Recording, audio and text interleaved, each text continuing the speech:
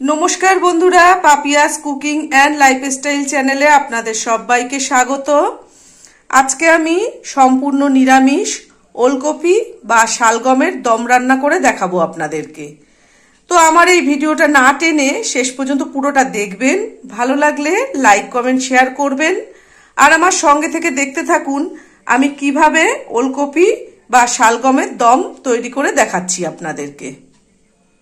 ওলকপি বা শালগম যে যাই বলেন না কেন, দেখুন আমি এখানে 6টা ওলকপি নিয়ে নিয়েছি। এই ওলকপির দম রান্না করে দেখাবো আপনাদেরকে। তার জন্য প্রথম কাজ ওলকপিটা কেটে নেওয়া। তো আমি বটি দিয়ে ওলকপিটা কেটে নিয়ে আসছি। আজকে ওলকপির দম রান্না করবার জন্য গ্যাসে আমি একটা কড়াই বসিয়ে দিয়েছি আর কড়াইতে কিছুটা পরিমাণ সর্ষের তেল দিয়েছি। 1 টিপ জিরে দিয়ে দিলাম, 2টো শুকনো লঙ্কা আর একটা তেজপাতা দিয়ে দিলাম। তেজপাতাটা ছিঁড়ে দিয়েছি। ফোড়নটা ভাজা হয়ে গেছে। এবার এইভাবে ডুমো করে আলু কেটে রেখেছি, আলুটা তেলে দিয়ে দিচ্ছি। গ্যাসের ফ্লেমটা মিডিয়ামে করে 2 মিনিট আলুটাকে ভেজে নেব। 2 মিনিট আলুটা ভাজা হয়ে গেছে। দেখুন শালগম বা ওলকপি আমি এরকম ডুমো করে কেটে নিয়েছি, গায়ের খোসাটা ছাড়িয়ে এইভাবে কেটে নিয়েছি। এবার এই ওলকপিটা দিয়ে দিলাম। এবার আমি গ্যাসের ফ্লেমটা হাইতে করে ওলকপিটাকে 3-4 মিনিট ভালোভাবে ভেজে নেব। 1/2 চামচ হলুদ দিয়ে দিলাম। হলুদ দিয়ে ভাজলে দেখতে খুব সুন্দর লাগবে। এবার হলুদটাও ওলকপি আর আলুর সঙ্গে ভালোভাবে মিশিয়ে দিচ্ছি। আর এখনো যারা আমার চ্যানেলটিকে সাবস্ক্রাইব করেননি তাদের কাছে আমার অনুরোধ রইল, আমার চ্যানেলটিকে অবশ্যই করে সাবস্ক্রাইব করবেন এবং পাশে থাকা বেল আইকনটি ক্লিক করে অল করে দেবেন, যাতে আমি যখন যা নিত্য নতুন ভিডিও ছাড়বো তার নোটিফিকেশন সবার প্রথমেই আপনাদের কাছে পৌঁছে যাবে। হলুদটা ভালোভাবে মেশানো হয়ে গেছে। 4 মিনিট আলু আর ওলকপিটা ভাজা হয়ে গেছে। এবার আমি কড়াই থেকে নামিয়ে নেব। আর এই সময় কিন্তু গ্যাসের ফ্লেমটা সবসময় হাইতে করে দিয়ে ভাজতে হবে। তার কারণ গ্যাসের ফ্লেম যদি লোতে করে দেন তাহলে ওলকপি থেকে জল বেরোবে, ওলকপিগুলো খেতে ভালো লাগবে না।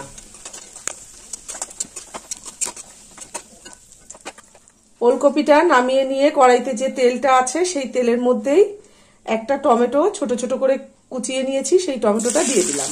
টমেটোটা 1-1.5 মিনিট একটু ভেজে নেব। আমি এখানে কুচিয়ে দিয়েছি, আপনারা চাইলে পেস্ট করেও দিতে পারেন।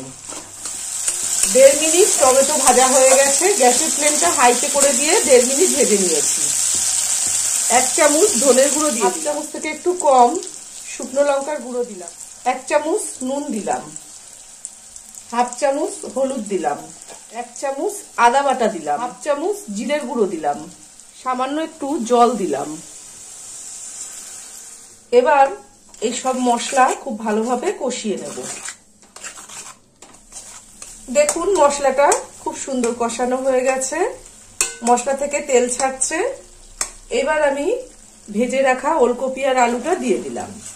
এখনো গ্যাসের ফ্লেমটা হাইতে করে দিচ্ছি, দিয়ে এই ওলকপি আলু আর মশলাটা আবারও 2 মিনিট কষিয়ে নেব। 1/2 চামচ চিনি দিয়ে দিলাম। ওলকপিটা দিয়ে সবসময় গ্যাসের ফ্লেমটা হাইতে দিয়ে ভাজতে হবে বা কষাতে হবে। তার কারণ গ্যাসের ফ্লেম লো করে দিলে ওলকপি থেকে জল বেরিয়ে যাবে। তো চিনিটা খুব ভালোভাবে মিশিয়ে দিয়েছি, দিয়ে আমি 2 মিনিট কষিয়ে নিচ্ছি। এই কষানোর সময় কন্টিনিউ কিন্তু নাড়তে হবে, না হলে তলায় লেগে যাবে। 2 মিনিট কষানো হয়ে গেছে। এবার পরিমাণ মতো জল দিয়ে দেবো।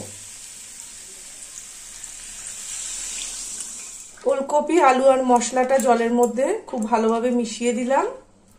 এবার গ্যাসের ফ্লেমটা মিডিয়ামে করে দিয়ে 5 মিনিটের জন্য ঢাকা দিয়ে দিচ্ছি।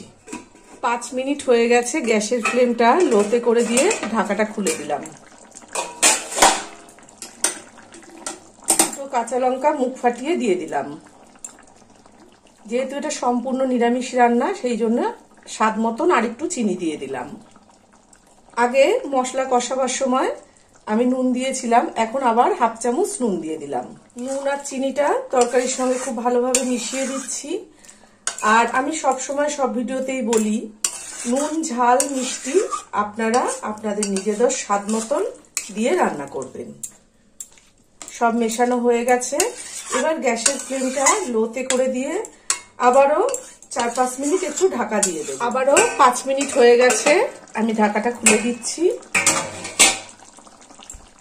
ওলকপি বা শালগম যে যাই বলুন না কেন, দেখুন দমটা কিন্তু একদম রেডি হয়ে গেছে আর এখন খুব সুন্দর সিদ্ধ হয়েছে। আমি একটা কেটে আপনাদেরকে দেখিয়ে দিই। দেখুন খুব সহজেই কেটে যাচ্ছে আর আলু তো সিদ্ধ হয়ে গলেই গেছে, সেটা তো আর বলার কিছু নেই। এবার আমি 1 মুঠো ধনেপাতা কেটে রেখেছিলাম, সেই ধনেপাতাটা দিয়ে দিচ্ছি। ধনেপাতাটা খুব ভালোভাবে মিশিয়ে দিচ্ছি। আপনারা চাইলে ঘি গরম মশলা সবকিছু দিতে পারেন, আমি কিন্তু ঘি গরম মশলা কিছুই আর দেব না। বেশ এরকম মাখা মাখা হবে। এই দিয়েই 1 থালা ভাত নিমেষে খেয়ে নেবেন।